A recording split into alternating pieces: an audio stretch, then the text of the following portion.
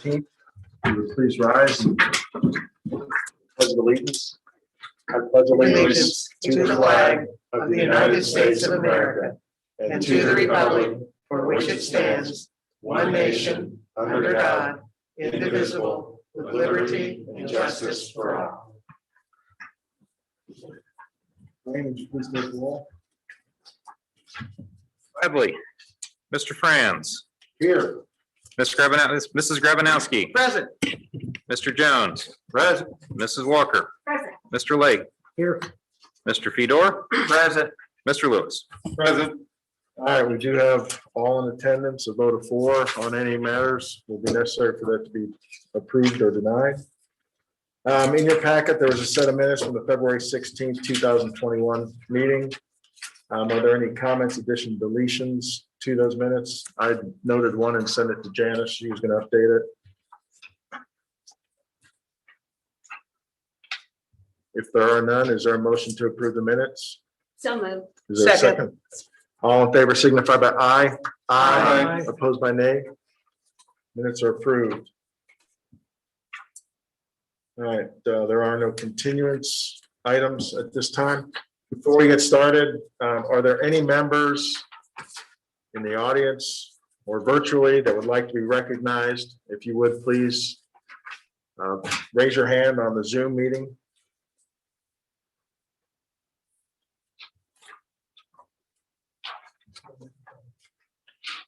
Are there any? Nope. Okay. All right, we will move on. Also, before we handle any of the items, I guess I would entertain a motion for the waiver of registered mail for the notification and the use of first class mail for each of the docket number 2021-04Z, docket number 2021-06PP, and docket number 2021-01DP. So moved. Is there a second? Second. All in favor signify by aye. Aye. Opposed by nay? All right, that's approved. All right, first item on the docket tonight is 2021-04-Z, got it, 1580 West Oak Street, Goddard School. Petition for a zone map change to rezone approximately 2.6 acres from the urban B2 urban general business zoning district to an urban B1 urban neighborhood business zoning district. Is the petitioner present? Please step forward, state your name and address, and make sure that you're speaking into the mic so people online can hear too. Good evening. My name is Doug Von Gutten. I'm with Ancon Construction. Address 58664 St. Mary's Lane, Goshen, Indiana, 46528. Here representing the petitioner, Dia Walls and Goddard School for the rezone to a B1. I also have Brad Schaff here from Y Engineering. The project is new Goddard School, just actually relocating from the current location, a new building about 13,000 square feet. And then also in the development, a proposed office professional services building about 5,000 square feet. So the need for the rezone to a B1 is to allow for the childcare facility. We are happy to answer any questions. All right, thank you. At this time, is there anybody in the audience or online who'd like to make a comment on this matter?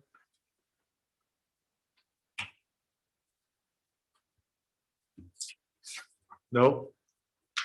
At this point in time, I'll take the staff report. Wayne, could you please provide that? Certainly. As published, staff is supportive of the petition as it's been assembled for you this evening.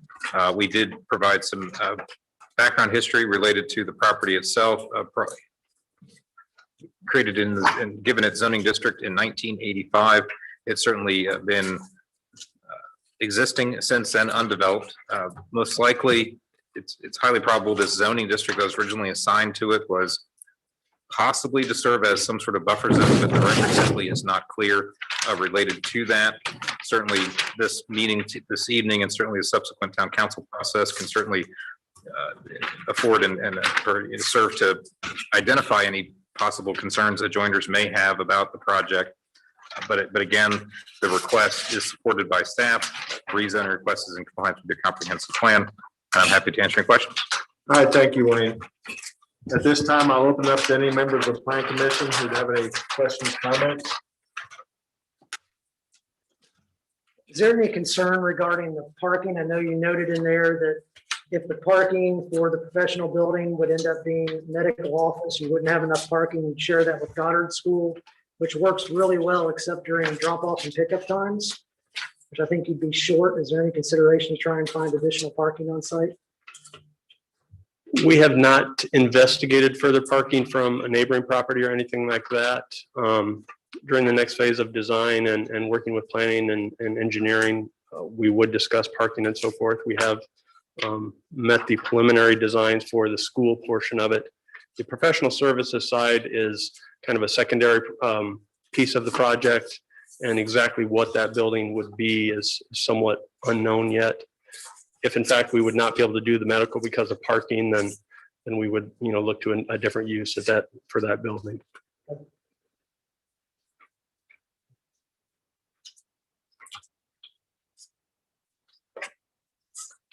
Will the drainage issues be addressed? Will the Ye- drainage issues be addressed? Yes, they will. We have been in contact with city engineering and planning and understand that there has been an ongoing drainage issue with adjacent properties. And we do know that that's going to be another piece during engineering in the next phase of design that will have to be addressed. So we are aware of that and want to do our part to help solve that.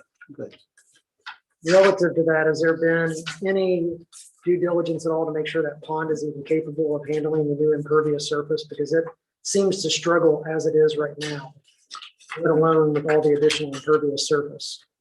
We have as well with the engineering department and Roger Kilmer, I believe, in the drainage side of things, had several meetings with them in discussions with the capacity of those ponds.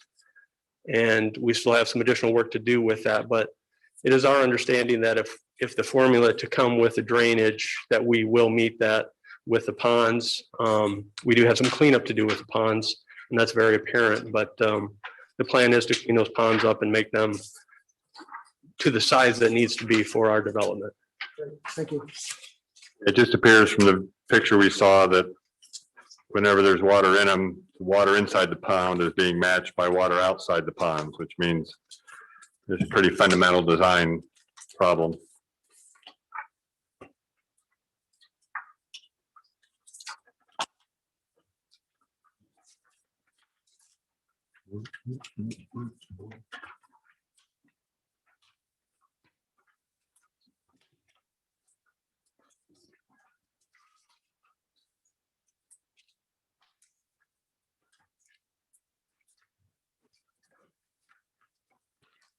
Any other questions, comments?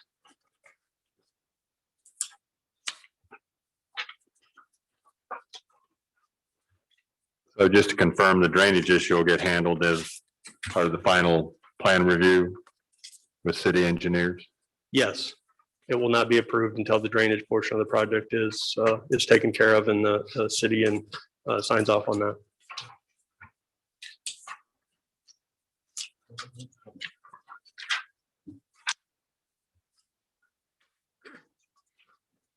Obviously, this is just the zone change, so anything along that line we'll get another shot at when they come back for development plan.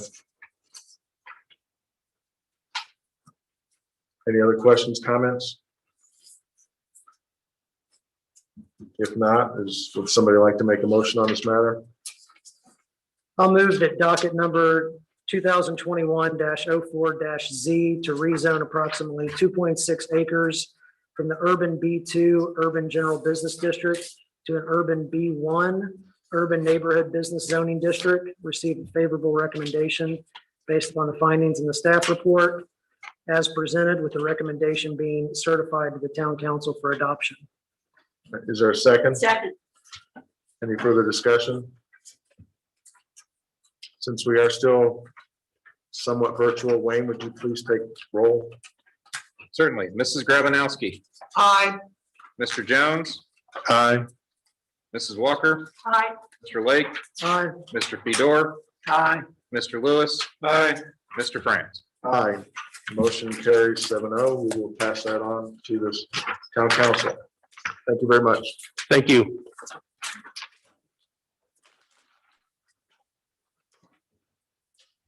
Next item on the docket is 2021-06 PP, Fisher Homes, Chelsea Park, Templin Road, Zionsville. Petition for primary plat approval to provide for 33 lots with the following waivers in rural R3 medium density, single family and two family residential zoning district. Section 193.052 required turn radius from 300 feet to 200 feet. Section 192.05214 cul-de-sac length over 800 feet. Section 193.052.14 an alley closer than 50 feet to the street right of way, and section 193.053.18B driveways closer than 75 feet to the intersection. Is the petitioner present? Oh, they are. If you would state your name and address and please begin. Thank you. My name is Kyle Reseteris. I'm an attorney with the law firm of Denton's at 10 West Market Street, Indianapolis, 46204. I am here on behalf of the petitioner, Fisher Homes, also standing in the place of Matthew Price of my firm, who is unavailable this evening. With me is Jason Wisniewski, the VP of Planning and Entitlements with Fisher Homes, and also two engineers, one live in person and one virtually from American Structure Point. We're here this evening to petition for the approval of the primary plat for Fisher's Homes. The subject real estate is located at 11400 Templin Road, which is generally located at the northwest corner of Templin Road and US 421. I'd ask for next slide, please. This is an aerial of that subject real estate. Next slide, please. More specifically, we are looking at two parcels of real estate, one shown here, a narrow rectangular shape directly at the intersection. And next slide, a second adjacent to the west that, as you can see on the next slide, that it is a particularly peculiar and unique shape. In fact, it in part surrounds another property owner's residence. So as you've seen in our petition materials, Fisher's Homes is proposing the subdivision of the real estate to accommodate 33 lots, as shown on the next slide. Due to the unique and abnormal nature of the site, based on the current engineering, these lots only make up approximately 24% of the real estate, and the remainder is intended to remain undisturbed common area. You can see there to the west and northwest corner of the real estate there. With about 9% encompassing right of way, there's about 2/3 of the real estate that would remain undisturbed. A significant portion of that being floodplain area and a creek running east to west and the northern portion. And again, we anticipate limited disturbance of that northern end, other than at the northern end of the cul-de-sac there, which is Pembridge Lane. There'll be some existing grade changes to meet the cul-de-sac in that common area. So the property is zoned R3, and while we anticipate that the discussion revolved around the development standards of this subdivision will be a discussion for development plan approval. We thought to just sort of frame that discussion, we might show some of the high grade of quality product that we expect Fisher's Homes to present here. So I might ask for next slide. Excuse me, next slide after this. And so there'll be two products, mainly out of the urban collection and the masterpiece collection. Due to the unique nature of the site, the eastern leg, if you will, that extends east towards US 421 will be positioned for this urban collection. Three bedroom, 2.5 bath, somewhere around that 1,800, 2,000 square foot area, detached garages with some optional outdoor space. Next slide, please. We'll show the masterpiece selection, which is a collection of homes that will, again, follow along Pembridge Lane and along the sort of serpentine roadway from Templin Road up to the northwest along that. And that'll be part of the masterpiece collection. Again, single-family homes, 2,000 to 4,000 square foot at the base, attached garages, typically side entrance and two-story or ranch settings there. So next slide, please. Returning to, excuse me, just show some elevation, just to, again, to frame the discussion tonight and get you in the mindset of what's proposed here by Fisher's Homes. And I believe there's a next slide as well with three more of this masterpiece collection. So again, a high product to offer Zionsville residences. So next slide, please. We are looking at 33 home sites along these two roadways, Pembridge Lane, and I'd add that Camden Walk, the artery that goes east out of Pembridge Lane is an improved alleyway to serve the rear of the homes and the rear garages there. And it's a unique use of this irregularly shaped parcel. And we think one that is harmonious with the surrounding properties and also a nice balance between the zoning designation of the property and the irregular shape. So accompanying this subdivision, next slide, please. We are asking for 4 waiver requests, and I'd ask for next slide, please. These are the 4 waiver requests that were included in our petition, and staff speaks on these. Turning radius reduction from 300 feet to 200 feet, a cul-de-sac length of over 800 feet, a second cul-de-sac nearer than 50 feet to a subdivision boundary, and driveways closer than 75 feet to an intersection. So I'll just comment briefly on each of these, again, to help the discussion tonight. The first being the turning radius reduction of 300 feet to 200 feet. We received no comments or, excuse me, no objection from the town engineer on this reduction. The town engineer actually verified that this 200 feet is a standard used throughout the state and meets the minimum requirement for roadways with normal crown and reverse crown, specifically with those posted a speed limit of 25 miles per hour or less. And as we've talked about, we have a limited number of lots, and I'll highlight that there's a relatively short distance of the subdivision's road networks from Templin Road to this cul-de-sac up Pembridge Lane. And I think that specifically because of the lower volume of traffic and the decreased speed of motorists, that this would be an insignificant, if any, deviation from the town's objectives relative to public safety and welfare in this subdivision.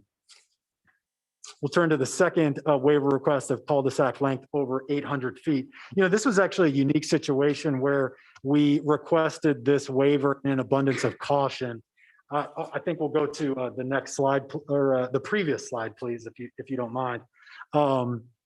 The previous slide will show that the intersection of Camden Walk and Pembridge Lane is actually 800 or less than 800 feet from that cul-de-sac. But where the measuring is occurring is the cul-de-sac distance to Templin Road. So it's sort of a unique situation here where this distance is not measured exactly from the internal intersection, which we might expect, but because Camden Walk is a improved alleyway, it is not measured from that distance. But again, I'll reiterate, it is a length of only 800 feet if you were to measure from that intersection. Turning to the third waiver request, cul-de-sac nearer than 50 feet to the subdivision boundary. Where we're dealing with here is actually on the eastern edge of the real estate, and talking about how the cul-de-sac at the end of Camden Walk happens to be less than 50 feet from the Michigan Road US 421 right-of-way there. You'll notice a rather wide right-of-way of Michigan Road. As you all know, that has been widened over the years, various takings. We're at about 66, a little bit greater than 66 feet to the middle of that right-of-way. We've been asked by the engineering team to dedicate an additional 20 feet of right of way to accommodate a walking path on the eastern side of this boundary. But we've also added a 10-foot landscape easement to afford the necessary buffering, which will include a fence along that eastern side. So in sum, we do have 10 feet of landscape. If you add that, the 20 feet of dedicated roadway to the existing right-of-way, we'd be at about 30 feet. But we do acknowledge with that additional right-of-way, we'd be at about 10 feet. But I want to highlight again that this is the cul-de-sac at the end of a alleyway that will service only about 13 lots. We don't expect heavy traffic whatsoever. We really anticipate this cul-de-sac will be one for emergency purposes only, as those visiting these 13 homes would be accessing their drive and then exiting out onto Pembridge Lane to exit onto Templin Road. Again, due to the unique nature of this site, we do find this to be a harmonious use of it and an effective use, specifically with the lot sizes being above the standard permitted in an R3 designation. Moving along to the fourth, in interest of time, we will just discuss the driveways closer than 75 feet to the intersection.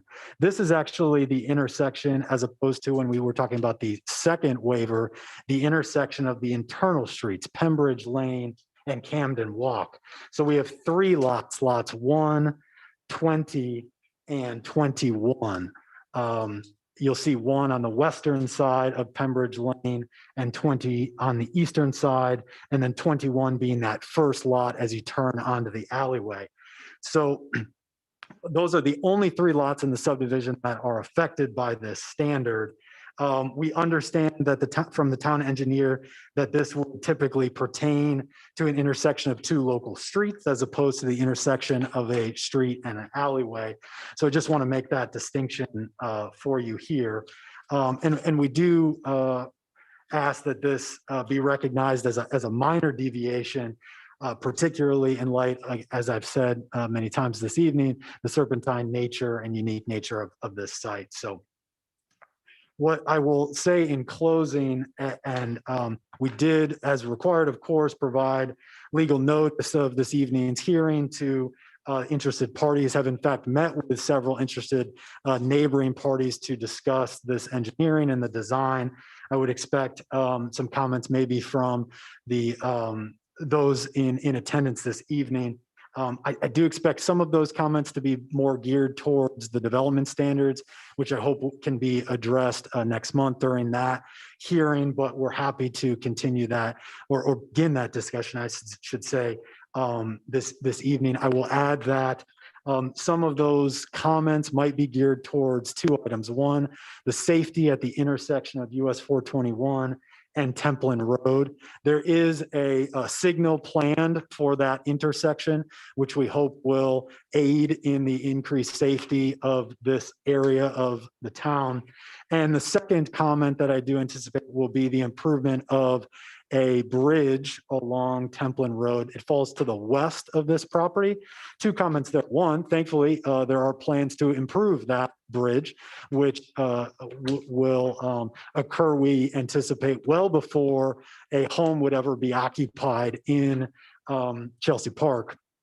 And second, we would expect the majority of traffic by residents of this community to come off US 421. That doesn't negate the fact that you can access the town if you travel west down Templin Road, but certainly we would expect the majority of that traffic to come west down Templin Road and then to enter the community or exit and follow east to US 421. So in sum, kindly appreciate your time this evening and request approval of the primary plat as well as the 4 accompanying waiver requests. And thank you for your time this evening. All right, thank you. At this point in time, is there anybody in the audience, in person or virtually, who'd like to comment on this matter?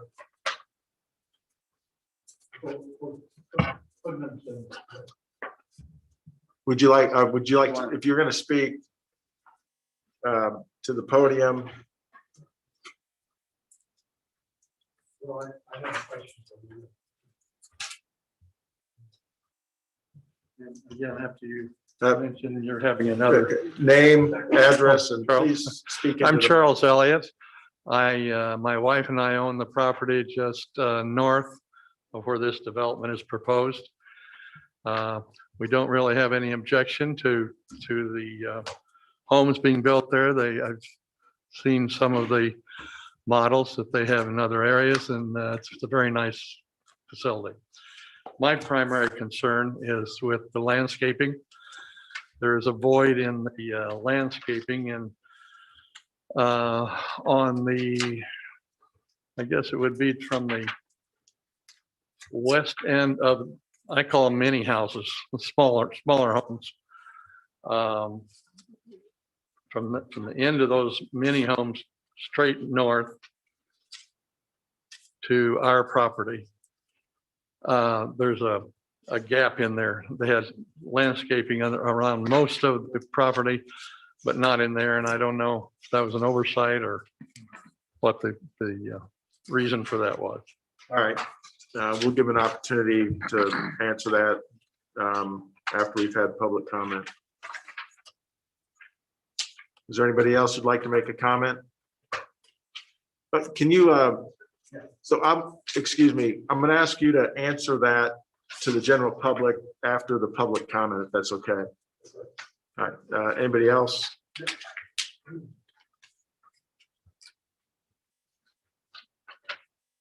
Hi, my name's Steve Colias. I'm at 11180. We call it 550 South Templin for, it's got 20 different names. So that's kind of my thing. So when you say Templin Road, I always kind of laugh because, but there's a few things that I had questions about. One is the setback for the smaller homes. It's pretty tight to the street, which is going to increase the runoff. And coming down that hill, it's actually fairly steep. And so that drainage issues between that and the pond, that's only 2.4 acres. I'm wondering if there's enough drainage capability for that with those two things. So the setback is what I'm a little concerned about. Also for the small piece of property that you have, that's pretty high density for that number of homes. And how does that fit with our typical density standards in Zionsville? The common space you talk about, we border that. And in fact, part of our property goes across the creek to that. There's a very small corner of it. And if there's increased runoff because of the development, I'm concerned about the flooding that we'll get on our side of the creek and how that's going to affect our property. And we have a great deal of wildlife over there that I'm concerned about. And in that common area, are you going to be posting no hunting signs and things of that nature? Because hunting's actually allowed on that side of the creek, but not on my side of the creek. So it's the way the town line is set up. A couple other things too, just the bridge, as you brought up. Already it's the south side of the bridge, the pilings are falling through. So you can see that there's a setup, and then the north side of that bridge, as you go over it, they patched it. It's already shot. You can see through the bridge down to the creek.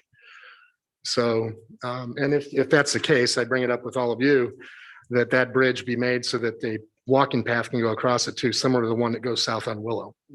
And that way their community and our street, a few of us that live on it, can access the town much easier or get out to 421 to those walking trails. And so the sidewalk and continuing that sidewalk all the way into town across the property to the south of Templin Road. And there's already an easement for that as well. So that's something I want to bring up with the commission. And just the other things too were the style and price of the homes. I saw the style now, but we're wondering about just the pricing and where those would fall and how that would affect our value system. All in all, we're for it, but those are some issues we wanted to address. Thank you. All right, thank you. Is there anybody else who would like to comment on this matter? Anybody virtually? No? All right, would you guys Want to step forward and answer the questions? Sure. Thank you both for your comments this evening. I specifically related to the landscaping and drainage. I'd ask our project engineer to address those. So I'm just going to yield the floor to him on that note. My name is John Dabrowski. I'm a staff engineer with American Structure Point. The address is 9025 River Road, Suite 200, Indianapolis, Indiana, 46240. So first question we had was about the landscaping. In terms of a primary plat, I know our landscaping was reviewed by the city engineer, and we didn't have any comments regarding any gap or anything with landscaping. When we get into our final development plan, that's something that will be continually work with staff to make sure it meets all the standards of Zionsville and all the buffer yards that we've added in the last submittal. Next question is referring to drainage. I would say the concerns about all the narrow lots along the southeast corner of the property, that'll be collected by a roadside ditch, which will be routed through our pond and then released at the per the Zionsville standards. Limited by the release rate set by Boone County and Zionsville and the Zionsville Stormwater Manual.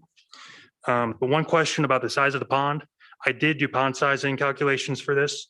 Based on the proposed layout of the site, we do meet all of the Zionsville regulations as outlined in the drainage stormwater manual.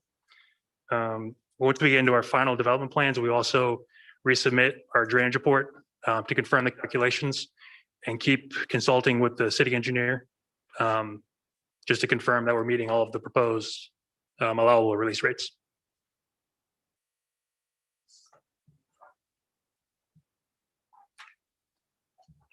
I think a few of the other questions were specifically related to use of that common area, specifically signs being posted relative to hunting and a few of the more unique elements of that use. I think those might be better served in a phone call or a meeting with the developer, myself, my colleague, Matt Price, to sort of address some more of those details.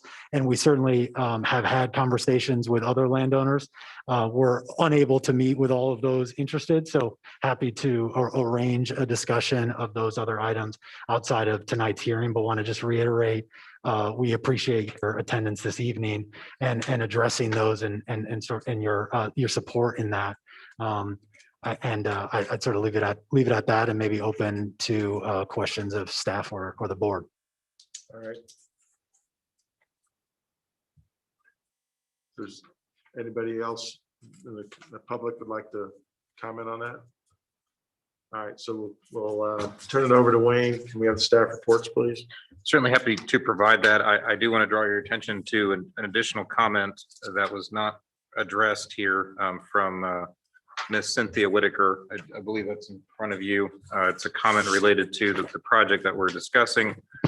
In summary, it's focused on traffic and actually a stop on development until issues are resolved specific to traffic and also the reconstruction of the bridge over Little Eagle Creek. So again, just drawing that to your attention for the record here. But again, that's in front of the Plan Commission members at their station. Specific to the petition that's in front of the Plan Commission this evening, this is a plat as it's been indicated in Indiana, subdivision is ministerial in nature. So the Plan Commission is bound by its own rules as adopted by the town council, and it's the Plan Commission's job to implement those rules. So there's some things that have been discussed tonight, such as landscaping and other items that are not necessarily germane to tonight's process. Those will be addressed at a later date, and these elevations as well, price points and other points that have been brought up are simply not in the threshold of what to be discussed, but they are very important. So we don't want to dismiss them. They're just going to be discussion points for another evening. So tonight's discussion is focused on the subdivision plat, the division of the ground, certainly the road network, the waivers that are being discussed, density and drainage certainly are subjects of the conversation. Certainly runoff as well is subject of the conversation. One item I do want to mention is the comment about hunting. Not, again, hunting is not necessarily a subject for the Plan Commission, but any project that goes through a process like this and is approved and certainly gains access to sanitary sewer eventually has the opportunity to transition from rural to urban. And when that happens, some of the rules that are in play do change, such as how many chickens can you have on your property? What kind of firearms, discharging a firearm for recreational purposes, hunting, those types of rules do change. So I do want to mention that tonight. If there are any questions, we're happy to discuss that further. It might be more in depth than what we can get into this evening. But specific to the project that's proposed, certainly staff has pointed out in the staff report that the development plan is something that's actually supported by the zoning. This is a very unique zoning classification of R3. It's a medium density residential, does support actually some 2-family residential components to that. The density that is proposed is below the threshold that is supported in this district. This district actually would support 1.75 to 3 units an acre.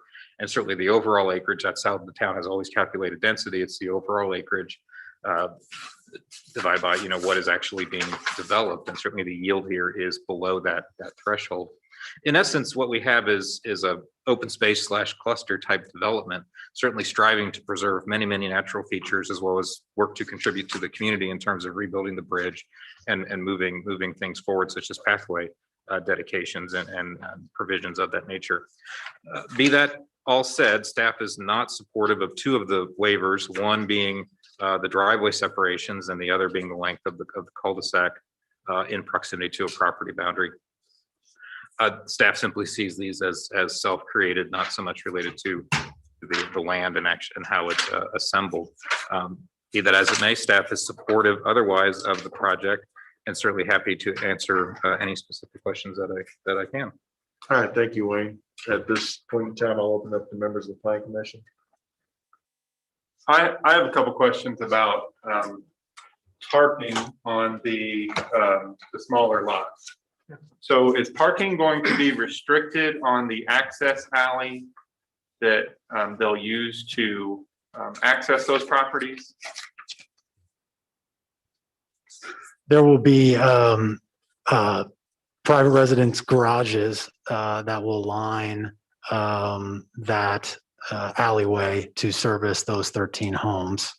I believe parking restrictions are still being considered otherwise. Okay, I just foresee it's not going to be a full width street. So I mean, you have 13 houses there. If they have any visitors that want to come visit them, there's virtually no place for anybody to park because you can't park on the road. There's no street parking of any kind, and that's a 20-foot wide street. If people start parking back there, it's going to start blocking off people's access to their garages. And if it's not really a public street, I don't know that the town's going to want to get into the business of trying to manage parking issues in the back of these buildings. Sure. So I don't know if that's something that the HOA is going to take on or how that's going to be resolved. But to me, that seems like a pretty major issue. Doesn't seem to have adequate parking access for people. I think the bigger challenge is there was support from the fire department for the length and the turning radius, but when you have guests parking, they're going to ultimately have to park in the cul-de-sac, which is then going to not allow for fire truck turnaround. Nor if they park on the alley, are they going to be able to get fire trucks past those cars. So I think not providing any sort of off-street parking for anybody other than the 2 vehicles that are associated with the residents in that attached garage, you've set yourself up to then not create a scenario that is in favor of life safety when it comes to the fire department accessing the backside of those houses. Yeah, understood. These comments were not addressed at the time of engineering's reports, although I know that there was contemplation of various signage to be addressed in connection with the development plan petition related to parking in the rear of these lots. Right, I guess my point is if we allow the planning to move forward, we're sort of setting the mold as to how this can happen, and all that land is dedicated toward housing lots, and the parking doesn't seem to be adequately thought through to me.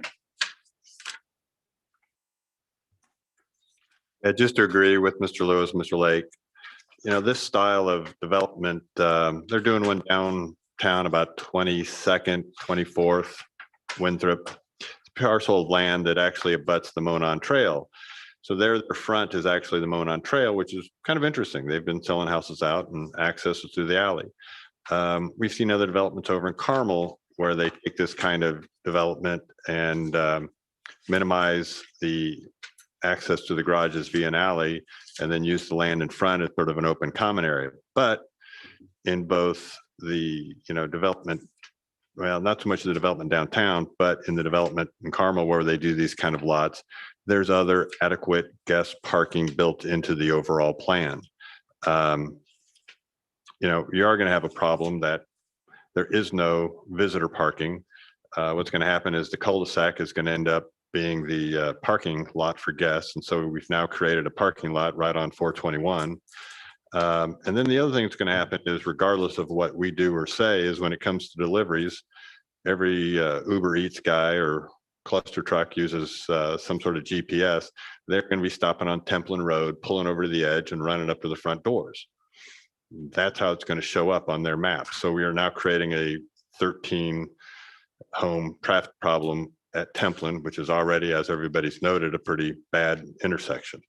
Once again, to back up what Wayne was saying earlier about not agreeing with several of the variants or the variance requests or the changes is that, basically the hardship on this property is entirely self-created. It's the desire to fit 33 lots on here that are creating some sort of wholly unique hardship with the property and not the property itself. So you don't meet the standards of the findings of facts on at least 2 of the 5 on every one of the requests.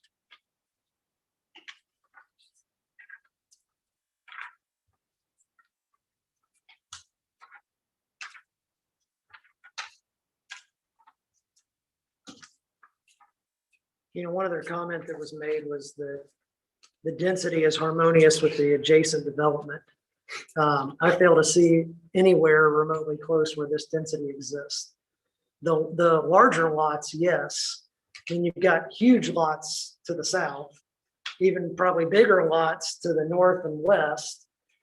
Certainly not this density to the east. So what makes you make the statement that this density with these 13 homes right next to each other matches density in that anywhere in that general vicinity? Yeah, thank you for that clarification. My intent with that comment was a balance of the two, knowing that the current R3 designation allows for, as Wayne noted, a more dense use, balancing that with a development of the uniquely shaped parcel with the overall general area of the surrounding properties, which are more reflected in the western portion of the development. I know that that this style of home has entered into Fisher's Homes portfolio and we've seen success with this product type. And to address maybe some of the other comments that were just presented, I might open it up to Jason if he had any comments on that specific subject of parking or use. And I believe there were some other comments related to deliveries and addressing of those parcels.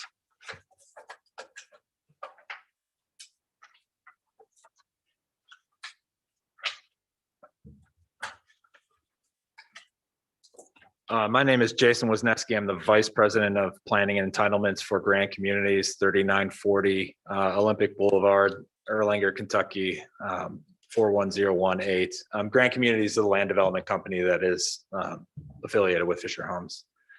Thank everyone for their time this evening and their comments. With regards to parking, really how we handle parking in our urban collection is on-street parking. And by that, I mean not the alley, but Pembridge Lane would be it. The Masterpiece Collection, the larger sites have, I believe, if not two, most of them will have 3 car garages, typically is what we see in that price point. But they also have driveways, which allow for visitor parking. So again, if there are you're talking about a situation where how many people are going to be having parties on the exact same night? I guess you could say, holidays and things like that. But typically the larger Masterpiece sites have driveway parking where they can accommodate guests. There will be on-street parking. Yes, there is a bit of a walk for those people to get to the homes that front Templin Road, but it's not any kind of walk that would be, people are going to do it. Look, if they're going over to their friends or their family's house, they're going to park a little bit up the street and walk. It's just what happens and what will happen here. With regards to deliveries, typically what we would see there is people pulling off or one of two things may happen there is one, deliveries will pull off onto Pembridge Lane and have to walk a good distance down the street, which again is a little bit inconvenient for the delivery person themselves, but is more than that happens in normal situations all the time. The other option would be that somebody would park on that alley, but again, what you're talking about there is one vehicle, maybe 2 at a time that park there for a limited amount of time before they're gone. This is not like they're going to be parked there for an hour or 2 hours or something like that. You're talking about a matter of minutes. And again, my guess is that they will pull closer to that northern side.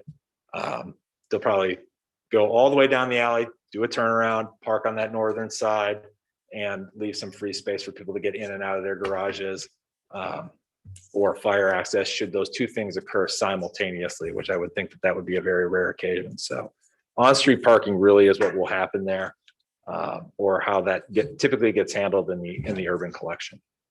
Did you have a question, ma'am? I think that's kind of a rosy view of what the parking situation is going to actually be. I mean, I live in a neighborhood with alleys. You get a teenager that's coming to babysit somebody in those houses for 6 hours. They're not going to park on the other street up the street. They're going to park in the alley or they're going to park in the cul-de-sac. The delivery driver is not going to park at the end and walk down. It's just not going to happen. I mean, the Amazon drivers in our neighborhood go 50 miles an hour in a 20-mile-an-hour zone. Signage doesn't deter them. They do what they want to do. They are going to park out on Templin and run up to the front porch and come back. So yes, should they do it? No. Would the ideal scenario be that they park on the end and walk all the way down? Yes.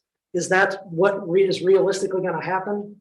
No, that is not what will happen. And so I can appreciate what you want to happen, but that is in reality not what is going to happen. And so what we don't want to do is set up a scenario where we take the rose-colored glasses approach to what we want to happen, because that's what we would do, if we were going to be doing that.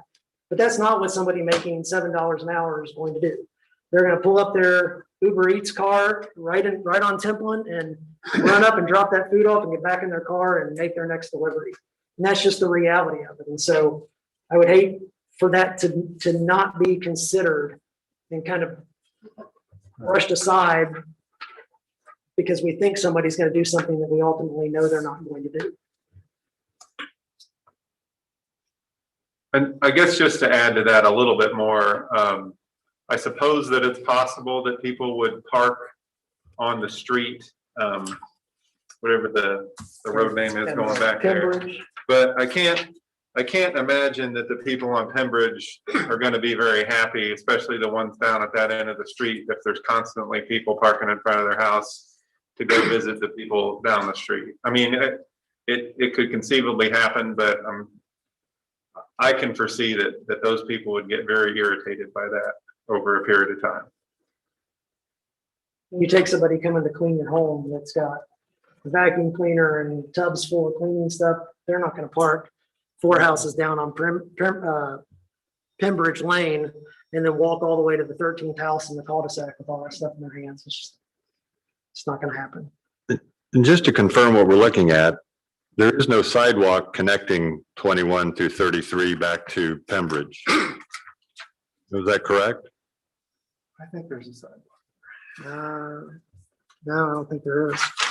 You know, one of the views shows. Oh, no, there, yeah, there is. There's There's a sidewalk. it doesn't look like there's sidewalks from the sidewalk up to the front of the house, All right, at least in this drawing. You but can- still the It's drawn, idea but there is, will be, yes. yeah. The thought is somebody's going to pull in, park there in the entry on Pembridge Drive, then get out, then walk down the sidewalk all the way to house 33 to make a delivery. It's never going to happen. Well, parking in the entry is its own issue in and of itself. Correct. That's a whole nother safety issue. So they're parking either in the entry, they're parking in front of lot 19 or 20.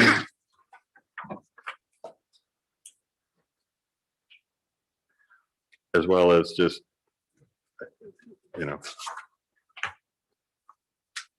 I don't think people are going to be comfortable having visitors park on Camden Walk and then come into the back doors of homes.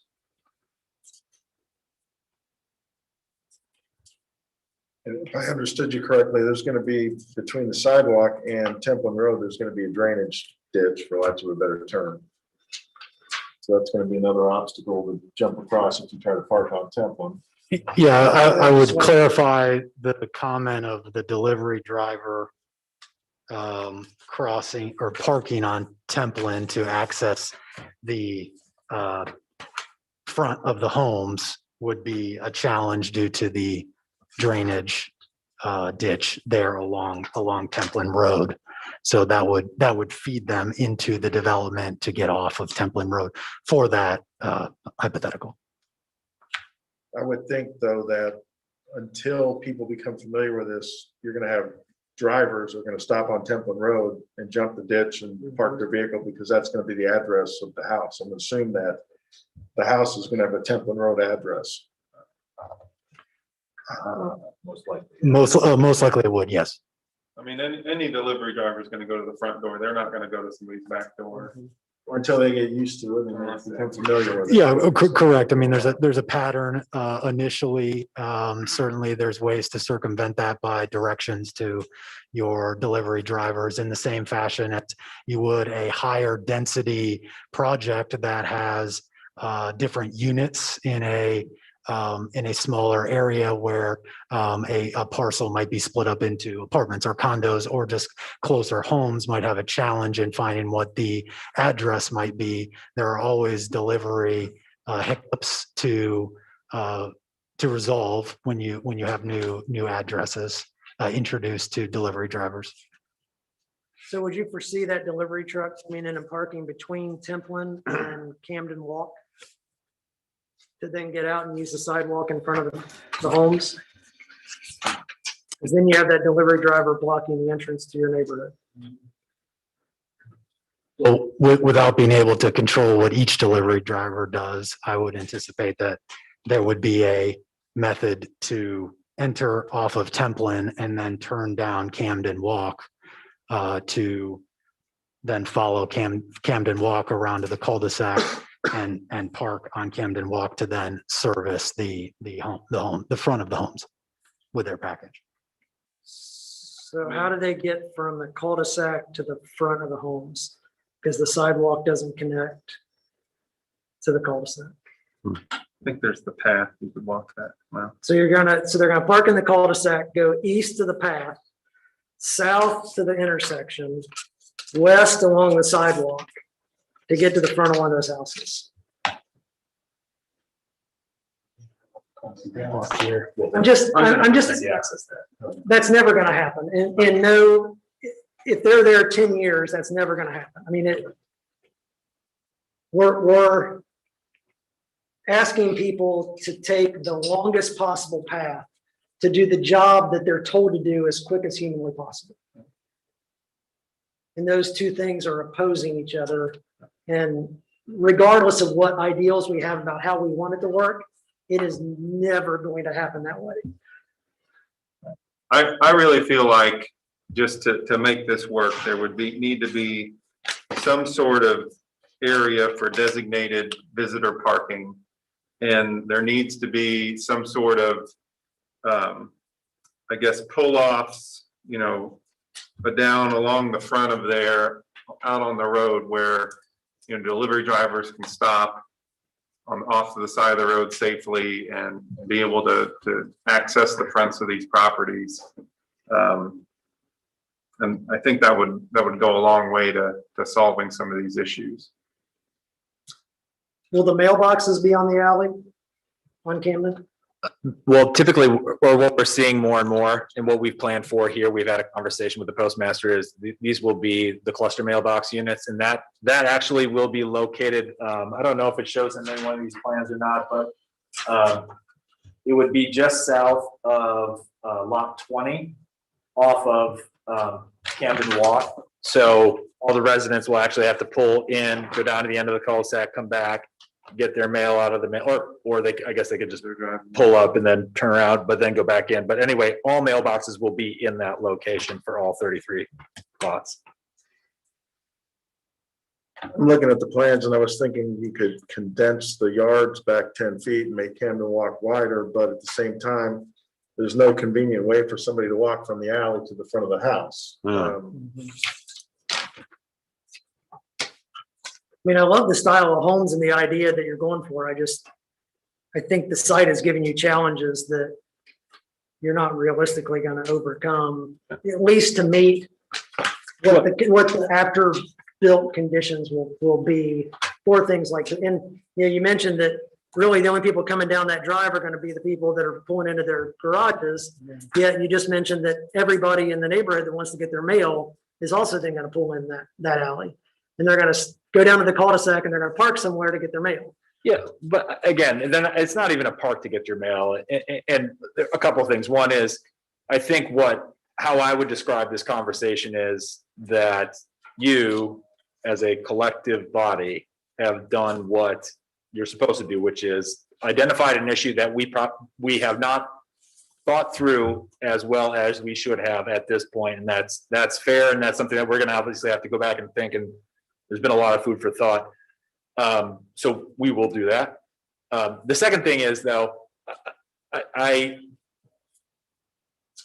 do not want to, I want to be careful about what we do with mail from a design perspective and how much we accommodate that, because I would venture to say that the people that are buying in these, and again, I would happily buy something like this. I love this style of home, but I don't check my mail, and hell, if I even get very much in the mail or anything of use. So it's not like something that I'm dying to go get every day necessarily. I think a lot of times when people do expect packages, they either come via some other delivery service, not necessarily a US Postal Service, or, once again, you might be checking it every day, you might be checking it every other day, or, a couple times a week kind of thing.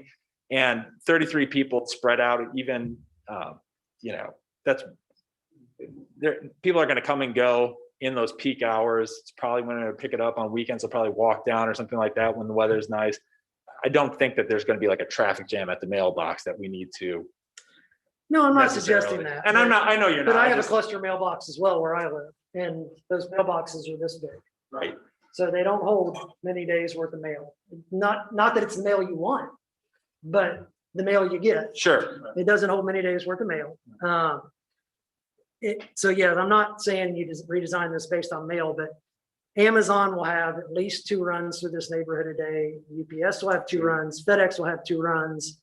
Grubhub will be out there 30 different times, as well as the pizza delivery person. I just think there's going to be a lot of this traffic with deliveries, and you've created a scenario that is very hard for these people to access these houses.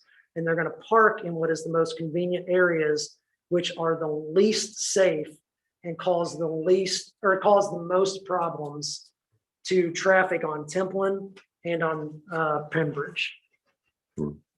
That's fair. And I think what I would stand here tonight and say is, I think we probably need a little more time here to go back and think through how we best, address and accommodate. I don't think we're gonna find the perfect solution out there, but I think we can find something obviously better than we've got right here. And at least be able to walk you as a body through how we see that working. I mean, this product might sell as a urban or village use, but in those locations, you've got kind of a street grid that allows people to get a visual on whatever's happening in front of their area, pick another route, pick an alley. In this situation, you know, this is not an urban or village type location. In other words, the product doesn't match the site and it's just not ever going to fit. Not the way our lifestyles are changing and the deliveries and the way things work. So I think you need a substantial rework. All right, so I guess we've given you quite a bit to think about. I'm gonna assume that you're gonna request a continuance. Well, I guess before is there anything else we need to think about? Yeah. Or anything else that jumps off the page to think about? Yeah, I would just add, I was gonna say, maybe counter to what Mr. Jones had said, I think these will sell before your other lots will. These 13 or whatever they are, small houses. I think there is a demand for that size. Yes, there is. And scale. Yeah, maybe it's not the kind of right location density wise, but I think they will sell. But I do think the delivery thing needs to really be thought out. yeah, and I definitely agree. I think that we really appreciate that this evening being brought up. I think that there are alternative ways, whether that's servicing each of the lots on those individual lots, whether that's a separate pull-off, guest parking, things that we will certainly consider that will affect the design of this, probably not materially, and I would expect that potentially that involves adjusting a lot or two to accommodate the entirety of the project, similar to how a mail drop might have affected one lot as you carved into that. So I think we can address that. As we have met the other standards related to parking for the individual residences, and certainly the other standards related to the roads, but for the 4 waivers that we talked about earlier, I'm curious as to whether we might consider just a conditional consideration of this plat this evening to then be addressed later. But I just oppose that, I think, as just in response to what we might do this evening. I mean, I personally don't see how you can do a conditional approval on this one. No. I think there's too much to think about and possibly change. And I would jump in just as you're looking at your list. Certainly this is a development plan topic and certainly not putting Mr. Clutter on the spot here, but he does work for the county from time to time. But the county highway department does have very particular standards about street trees and sidewalks. And so I would encourage you, since these streets will be starting out as rural until they're brought into our urban services, just double check with the county as specific to other under drains, the street trees, and just things like that. Because I mean, when the landscaping plan is not a germane tonight because we're not reviewing a development plan, but we also have the public looking at this thinking, okay, this is how this may shape up. And certainly don't want to have a misstatement about what your streetscape could look like if there are governmental regulations that actually prohibit the placement of the street trees. Right. When just a clarification here, there under this designation, there is no required off-street parking. Is that correct? Each home must provide a minimum amount of off-street parking, but when you open yourself up to governmental regulation, these are county roads, county streets, and the county commissioners could adopt and prohibit on-street parking altogether, or just the opposite. So we definitely want to work through all those potential hitches, just so everybody has the same information here. And I would second the street tree thing. Living in a neighborhood that has street trees that were put in against the county's request and that are now having problems. The county is very sensitive about street trees. So Thank you for raising that. yeah, I don't want to see you run into an issue with them after you've gotten everything figured out on this side. Sure.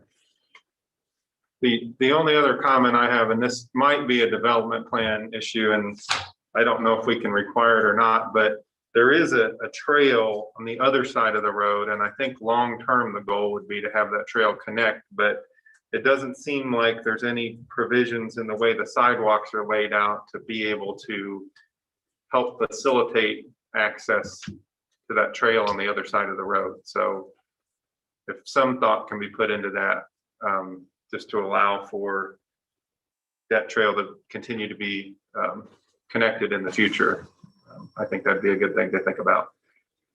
And There's very specific language that Lost Run Farms was to provide certain trail connections at a certain time, and those metrics have not been met, I believe, but they're getting close. I know we've had talks over the last couple of years about seeing that ball move forward on that particular topic, and certainly we have a strategic trails implementation plan that should be referenced here as well, that this all comes to play, knitting the pathways together as mentioned this evening. And I think we'll need to reconcile that with the required buffer area there that I think we added additionally there along that, along the trail. Just a comment there. But we And can- certainly the buffer yard, we've always supported the placement of trails in buffer yards to pull those two things together. Sir. Just to echo Jason's thoughts, were there other comments related to any of the other parts of the petition or the waivers specifically that we can discuss tonight or address as we go back to the office? I'm looking at this and potentially with the changes you may have to make this work. Some of these waivers might not be required. I don't know how much you're going to change it or whatever, so I guess I'd wait to see what you come up with. Personally, I don't see an issue with the driveway distances from the intersection issue, but I don't think there's going to be enough traffic to have it be any kind of a problem. But I'd prefer not to have that one coming straight out into the intersection. I mean, where that Camden walk's going to be coming. It looks like that one's going to come straight out. Lot one. Lot one on the west side of the Yeah. street. Yeah, I think there was some discussion about a different orientation that would aid with that, but as you noted, that might change. Is there anything else? Anything else to let them think about? If not, I'm assuming you are requesting. I guess formally, we'd ask for a continuance of tonight's petition. And Wayne, what's the April meeting date? We'll pull that up. April 19th. All right, so would somebody like to make a motion to continue this matter to the April 19th meeting? I'll make a motion that we continue petition number 2021-06-PP to the April 19th, 2021 Plan Commission meeting. Is there a second? All right. Real quick, is 30 days enough time to address? And I would just ask, would additional notice be required of that? Our attorney? No. No, okay, no, But 30 days does seem to be enough. okay. Thank All right, Thank you. There was a second. Any further discussion? Can I take a voice vote on this one? Yes. All right, all in favor signify by aye. Aye. Opposed by nay. Motion carries. We'll see you next month. Thanks for your time. Appreciate it. Next item on the docket is 2021-01 DP. Approximately 3255 South US 421, convenience store and fueling station, Appaloosa Crossing, Outlot H. Development plan approval petition for a 4,300 plus or minus square foot convenience store with a fueling station on Outlot H of Appaloosa Crossing being zoned rural general business and within the rural Michigan Road overlay MRO waivers of architectural design and building materials also requested. Petitioner present. Is he going to do it virtually? All right, please state your name and address and begin. And Dave, I've got a question. It's about the notice. Should we address that before we get rolling on this or? I did all three at once. At Okay, the beginning. the first class mail. I did all three at the same time at the beginning. Now I've got a different question about what they actually sent people. All right. Where would that fall in the discussion? Bob, I didn't hear the question. he has a question about the notice that they actually sent. Should we handle that before we start? Okay. All right. So if you, Mr. Spires, if you would hold on for a second. Go ahead. So if I'm looking at the affidavit of notice that they actually sent to the individuals, it says that we are considering a convenience store. Yes, No mention of a gas station or fueling being attached to it.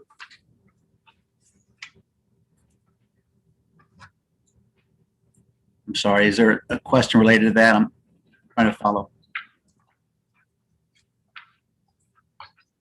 We're discussing the notice that was given to the adjacent properties. And the notice stated a convenience store.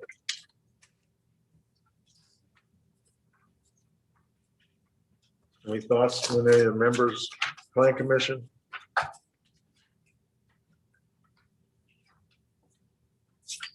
Would you have to include that in the notice? I would think so. I was gonna say, I'm, That's my point. In the overall scheme of this development, we always heard there was going to be a gas station at the corner of 421 and 146. I don't know if that's ever actually been presented to us. Wayne, am I wandering off somewhere? No, that's been the preponderant theme. The theme, but it's never been presented. Is that I correct? don't believe anything's ever been filed that actually pursued that. I mean, we may have seen schematic drawings over the years that Okay. have anticipated that. So they've never previously disclosed to anyone through this process that there was going to be a gas station on this development? On this public notice, it says that, for the Lebanon Reporter. It says a 4,300 square foot convenience store and fueling station on Which Outlot H. Which section are you looking It's the at? very last page of the, and it's the print off of the Lebanon Reporter.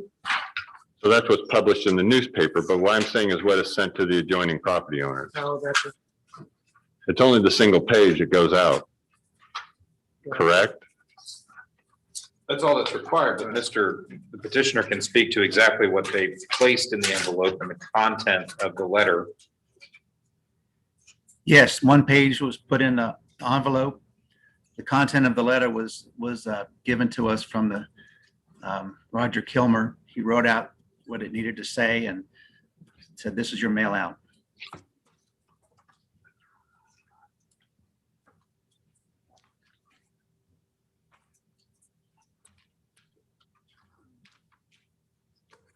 I'm talking about this page, Yeah. This one, this one, yeah, the affidavit. right? Mr. Spears, you're saying you didn't fill out this application, this affidavit? Yes, I filled out the affidavit. Yes, I did. Talking Okay, about so you're the one that listed convenience store. With On no the- mention of a fueling station. On the affidavit or on the mail out? On the affidavit notice of public hearing of the Town of Zionsville Plan Commission, it appears there is a handwritten from Russell Spires, the petition of a convenience store on Lot 8 of Appaloosa Crossing. Did you fill that out? Yes. Okay. And then that's the only thing that was sent to the joiners. And this is the first notice for this entire development of an actual gas station, 24/7 operation being presented to the public. Okay, let me find, I'm Correct? looking at what went out. What went out in the letter was notice is hereby given. Is that a concern? Yes, the mail out says for a development plan to allow for 4,300 square foot convenience store and fueling station on Outlot H of Appaloosa Crossing. That's on what? That's on the mail out that went to the adjoiners. You said it's just a single page. Yes. Mr. Jones, I think what you're focusing on is the petitioner himself, when he prepared his own affidavit, which is the photocopied piece, he did neglect to write out convenience store and fuel center. Correct. Fueling station, but that term of art did appear in the notice that was made. This is not what's mailed out. Correct. What is, There's something else mailed out. This is his affidavit that he did the mailing. But Okay. there's another document that was actually sent. to What's the document that's sent? I don't think we have it. I can read it to you. That's part, I just read it, the pertinent part of it a minute ago. And I'll read. Is there any the- way we can turn up the volume on him? Yeah, I can't understand you. Let me sit closer to my microphone. Is that any better? So, I mean, Wayne, what does get sent to the adjoiner? what is on this piece of paper, what is published in the newspaper is the same thing that's placed in the, I mean, this is what we prepare for the petitioner to mail out. All right. So what's caught here in text, illustrated here in text, What they were sent. what they were saying. Okay, so they were sent a notice with a 4,300 square foot convenience store and fueling station. Correct? That's what we gave them to mail out. And I Yes. believe Mr. Spires is indicating here that that's indeed what he placed in there. Yes, it All is. right. All right. Okay, Mr. Spires, please introduce yourself, address, and you may begin. Sure. My name is Rusty Spires. I'm with Spires Engineering in Indianapolis. My address is 3 Mantee Court, Indianapolis, 46222. My phone number is 317-289-5042. I'm the civil engineering project manager for the site development. Jason Burke, the project architect with Halstead Architects, is also online, I believe, to answer your questions regarding architectural components. The proposed development will be a Hoosier to-go convenience store built on Lot H and fronting on Michigan Road, south of County Road 300 South. It will be a 4,300 square foot building with fuel service islands. Jason and I are representing Indy Holdings, the developers of the project. The current owner of the site is Harris FLP. They are the developers and owners of Appaloosa Crossing.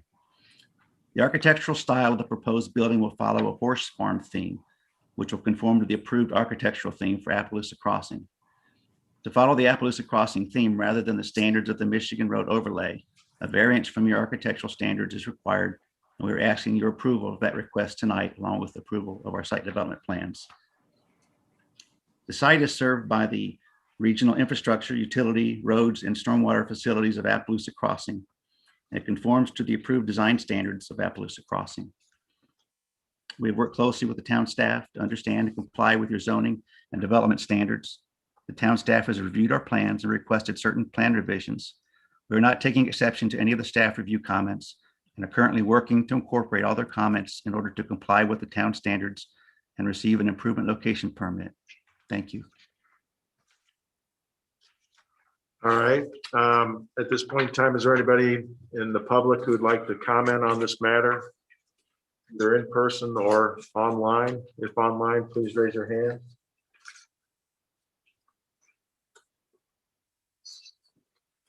There are none. At this point in time, Wayne, can we have staff report? Certainly. Staff is supportive of the petition as it's been filed this evening and has very specific comments for you related to points on engineering, architecture, lighting, and other site items. Focusing on the architecture, certainly we appreciate the petitioners continuing with the theme that the Plan Commission has spoken to, which is the board and batten style heritage towards a farm background. Certainly this project moves forward that idea. Certainly staff recognizes the challenges with a gas canopy meeting that type of standard, but certainly that's something for a discussion this evening, just simply for the record. Certainly staff also notes the continuation of the pathway as a responsibility of the developer. That's only good things for the town will come from that. Staff notes two specific items in the staff report that we draw your attention to. One is the lighting components. Certainly we note that the Kelvin that's achieved by very specific components is rather high. Certainly the roadside style signage. Want to speak about that this evening. We certainly understand that will be muted by darker colored cabinets that will be affixed to the building, but certainly the white colored background signage that's out by the road, the highway is of concern to staff. Specific to the landscaping, there are some elements that the staff feels could be relocated to help better manage their intrusion into the public space.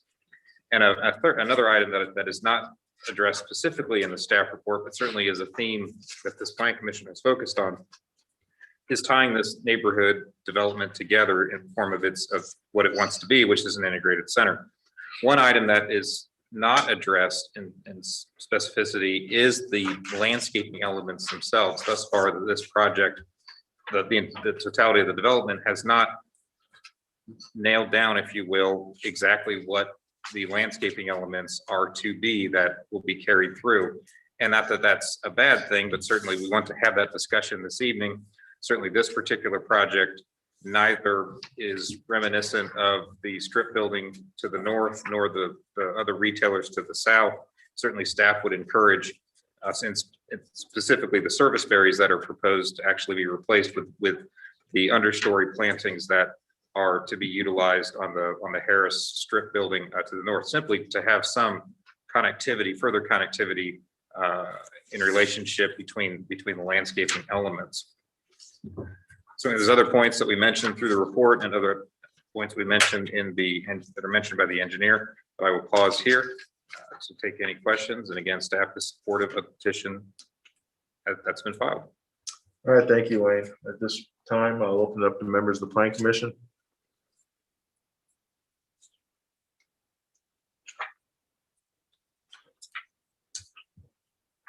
Well, like Wayne mentioned, we keep running into the issue of what was presented to us was described as an integrated center, but we can't get the site integrated. Whether it's trees, lighting, you've heard my comments about the layout of the revised roads. A gas station is a high volume activity, 24/7. I find it interesting that we are approving, just this one project on this one lot. And we typically would have a full plan in front of us so we can oversee what's happening with the adjoining, what is, I guess, soon to be residential, as well as look at kind of traffic flow and everything else. Generally, as I look at the site, it's just tight. Fuel trucks are going to come in off of 421. They're going to have to loop around the back of the building to loop around to the front of the building to service the tanks. And then once again, exit back out. I don't think we've quite identified if that access point there on 421 is going to have a light or not. Same thing. The continual unknowns as this thing keeps moving along, I see as just an issue. There was one other item that was crossed my mind as we were talking about that with. That's it.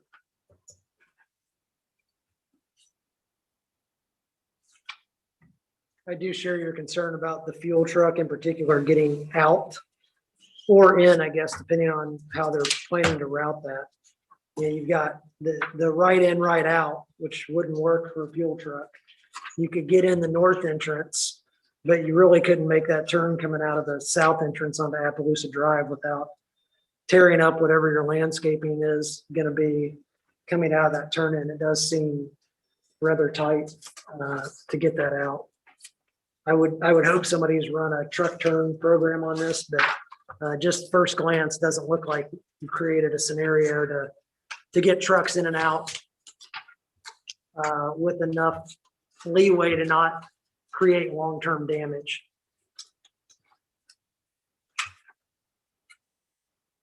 Is Hanoverian and Appaloosa Drive, is that going to be a four-way stop? Or what type of traffic control is that going to have?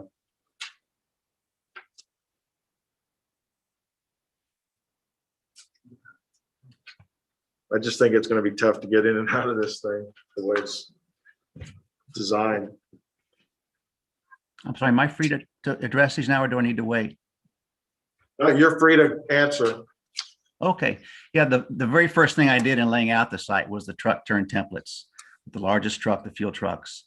So that was the basis of the whole layout from the very beginning, because that's the most important feature of a fueling station, is being able to get the trucks in, and according to the turns that they require, the radius, to have a place where they can park and off the right side of their truck service and fuel the tanks and leave room for vehicles to get by. So on the westernmost edge of the paved areas where the tanks are located, and they're lined head to head so as to stay very close to that western edge so that a truck can snug up right close to them.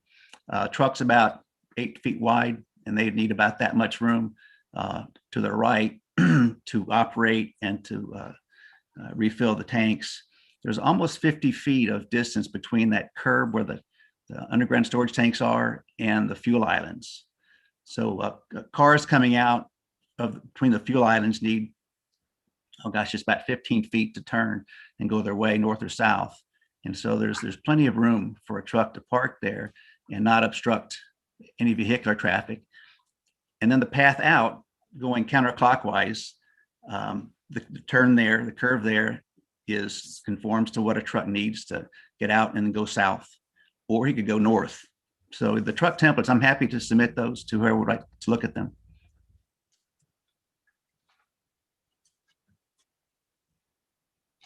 I think as long as you've addressed it, you meet, and you stated you have, then that's fine. Yes. Hopefully you use the good truck driver setting as well as the bad truck driver setting and make sure that they both work. No, they're all the bad truck driver settings. Good. To what extent have you guys talked about or looked into addressing Wayne's comments about the lighting and the landscaping? And I guess if you've talked about them, are those changes that you're willing to make to the development plan? Oh, absolutely. Yeah, we think those are pretty simple changes. I read through those, and there's nothing difficult about making those. We do need to talk to the owners of Appaloosa Crossing to make sure we have a common theme in our landscaping. And I don't think that would be difficult to do either. There's many types of trees that would work in this area and plantings. So we're happy to do that, and we will do that. What Kelvin temperature are the lights currently? Oh, Do you know that? well, I've got a lighting plan, but I've not delved into that. We have a lighting vendor who's been very helpful and has accommodated the comments he's been given, and he'll continue to do so. Okay, I was just looking at, the cut sheet for the light has 3K, 4K, and 5K options, but nothing circled as to what option was being used. But Wayne made reference to the Kelvin temperature being kind of high, and I wasn't able to put my finger on exactly what high was. The 2700 is soft white. Correct. Yeah. Yeah, I'm familiar with the I think temperatures. 6200 is going to be almost blue. They just haven't selected which one or indicated which one they're going to use. They mu- In their plans, under the canopy is 5,000 K under the canopy. And then your regular decorative lighting, we're looking at 3,000 K. Yeah, I think that's going to be an interesting, not a good way, contrast between the lighting underneath the canopy and the general lighting. It's like when you're driving down the street and you got a house that has one yellowish looking garage light and they've replaced the other one and it looks really blue. You're going to have that same setup with this really bright blue light under the canopy, but this dull yellowish light kind of over the rest of the site. So that may be something and I know you want it to match what's going on in the rest of the development, but I don't think it's going to look very appealing to have both of those on the same site. So just something to think about. Okay. Yes, we will. I do note on the cut sheet for the canopy, I mean, there is an option for 4,000 K. Okay. We'll work with your planning staff to fully understand what your concerns are and to conform to them.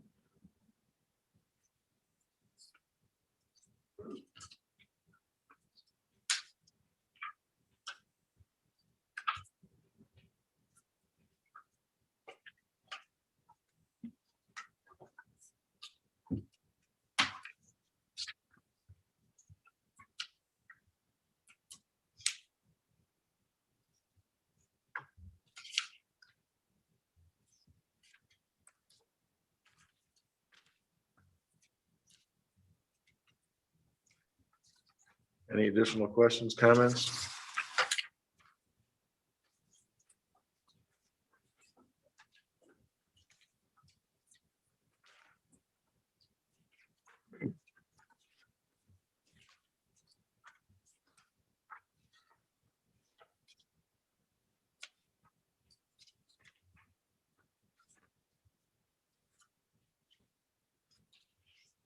Wayne, there was nothing else in the engineering report that was of concern that couldn't be worked out?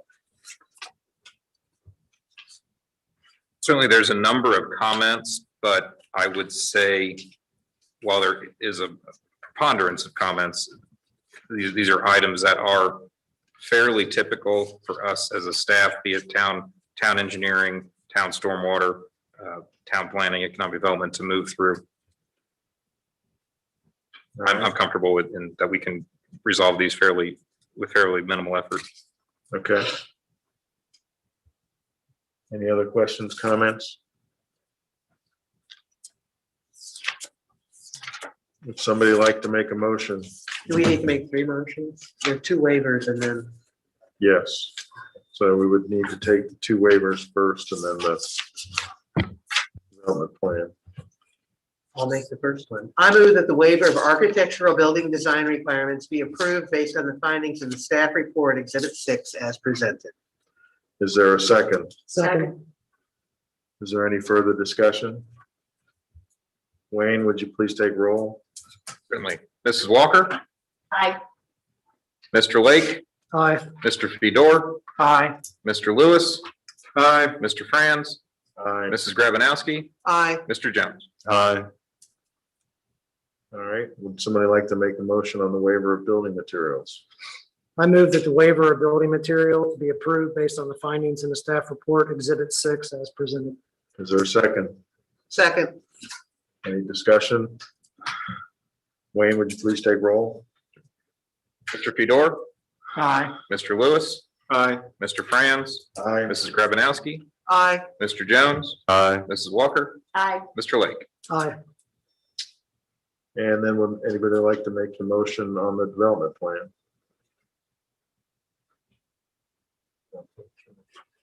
It's a long one.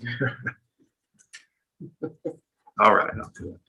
All right. I move that docket number 2021-01 DP to allow for development plan approval of a 4,300 plus or minus square foot convenience store with a fueling station on Outlot H of Appaloosa Crossing, zone rural general business, and within the Michigan or rural Michigan Road overlay be approved utilizing the design flexibility section of the ordinance regarding parking spaces based on the finding of the staff report and staff recommendations, submitted finding of fact, and subject to a resolution of outstanding review items identified by the town engineer's memo in Exhibit 5 of the staff report and the agreement of the petitioner to address the landscaping and lighting comments of the planning staff. Is there a second? Second. Any discussion? Wayne, would you please take roll? Certainly. Mr. Lake, Aye. Mr. Fedor, Aye. Mr. Lewis. Aye. Mr. Franz, Aye. Mrs. Grabanowski, Aye. Mr. Jones, Aye. Mrs. Walker. Aye. Motion carries 7-0. So everything is approved. Thank you very much. Thank you very much. you. Have a good night. All right, Wayne, other matters to be considered. Do you want to dive into those? Certainly, I can walk very quickly through 3 specific items that are on your agenda related to courtyards, Zionsville Meadows, and the Becknell project at 267. All 3 of these represent minor amendments to their approved development plans as zoning ordinance stipulates. The staff reports these out to you upon issuance of the building permit modification documentation specific to courtyards. We're speaking to drainage challenges that, I'm sorry, I have the wrong document in front of me. Courtyards did not receive a waiver. So just speaking to the Zionsville Meadows related to a skylight that was installed, And then for Becknell is related to the dumpster enclosure. So we just have the two matters this evening, and happy to take any questions. Does anybody have any questions for him? I'm a little confused on Becknell because it's not really a dumpster enclosure. The dumpsters are out in public, not hidden. It's an addition to enclose the processing of trash that goes into a dumpster. But the dumpsters aren't actually being enclosed. Was there any concern that we're approving a dumpster enclosure that doesn't enclose the dumpsters? If you look at the drawing, the dumpsters are actually outboard of the building addition and don't show any screening around them. There's a building addition where the trash gets processed to go into the compactors that go into the dumpsters. So I'm just, from a wording standpoint relative to the requirements, if we're giving them some leniency on a trash enclosure, they're really not enclosing their trash. Well, this isn't really describing any leniency. This is just facilitating a building permit addition modification that didn't anticipate this particular enclosure. So we can look into why, if the dumpsters that have also been cited on the property are not enclosed, we can certainly address that. If they're not required to be enclosed, that's fine. I just, when reviewing the drawings show the dumpsters being outboard of the building addition with no enclosure. The enclosure is actually where some scaffolding and catwalk stuff is to facilitate trash from the production facility to go into hoppers that feed the compactors. So I just want to make sure that everybody was clear that this isn't actually an enclosure for the trash, that these dumpsters are sitting wide open in public view. And if that's okay and that's allowed, and I don't have any concern with it, I just wanted to make sure that we weren't confusing in our minds that there's this fence going around these dumpsters to be a trash enclosure when in fact they're sitting out in public view. Unless I'm misreading the plans. Well, it could be that these plans didn't, for some reason, address another topic, but we can certainly look into the overall site compliance to assure that zoning has been met and certainly matches up with the original plan commission approvals. Yeah, I don't know what their requirements are for screening trash. I just, in looking at that, it raised the question that, okay, this is about a trash enclosure, but it doesn't actually enclose the trash. And maybe that's me not understanding the process. Well, and it could be Admittedly, I'm new. it could be that this is what the developer called Okay. the item that they sought the approval for, Okay. and maybe it needed a more precise name. And that's fair too. I was a little confused because it doesn't in fact enclose trash. So. Any additional comments?